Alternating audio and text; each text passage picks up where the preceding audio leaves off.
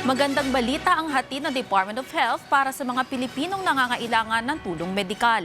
Mula sa pagdating ng karagdagang HIV medicines hanggang sa pagpapalawak ng serbisyong pangkalusugan sa mga lalawigan. Patuloy ang hakbang ng pamahalaan upang mailapit ang dekalidad at abot kayang pagpapagamot sa mas maraming Pilipino.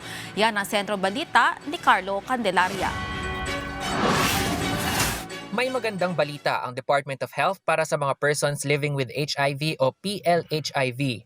Halos kalahating milyong bote ng antiretroviral medicines ang dumating na sa bansa bilang bahagi ng patuloy na pagtitiyak ng pamahalaan sa tuloy-tuloy na gamutan ng mga pasyente.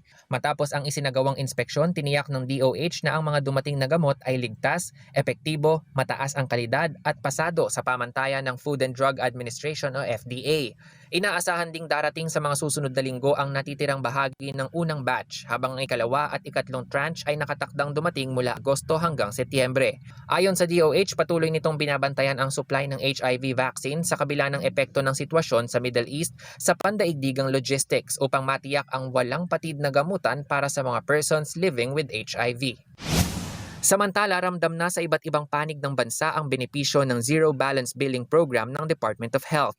Isa sa mga natulungan ng programa si Leo, isang residente ng Negros Island Region na isinugod sa DOH Corazon Locsin Montelibano Memorial Regional Hospital matapos maaksidente sa motorsiklo at mabalian ng buto sa binti.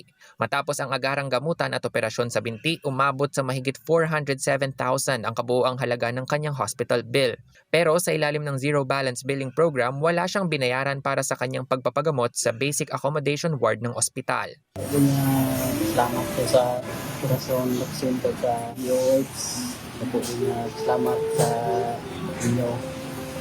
Ano lang akong pinapangalit. Ayon sa DOH, bahagi ito ng pagpapatupad ng direktiba ni Pangulong Ferdinand R. Marcos Jr. na gawing libre ang pagpapagamot ng mga pasyente sa mga basic ward ng mga DOH hospitals sa buong bansa. Mas maraming mga Pilipino naman, lalo na sa mga probinsya, ang hindi na kailangan bumiyahe pa patungong Metro Manila para makapagpagamot ng mga karamdamang nangangailangan ng specialized medical care.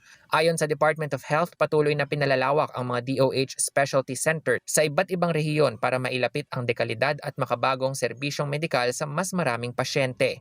Mula sa 98 specialty centers noong 2022, umabot na sa 208 ang bilang ng mga ito sa kasalukuyan. Ayon sa DOH, tuloy-tuloy pa rin ngayong taon ang pagtatayo at pagbubukas ng mga bagong specialty centers para mas maraming Pilipino sa mga lalawigan ang magkaroon ng mas mabilis at mas madaling access sa specialized healthcare.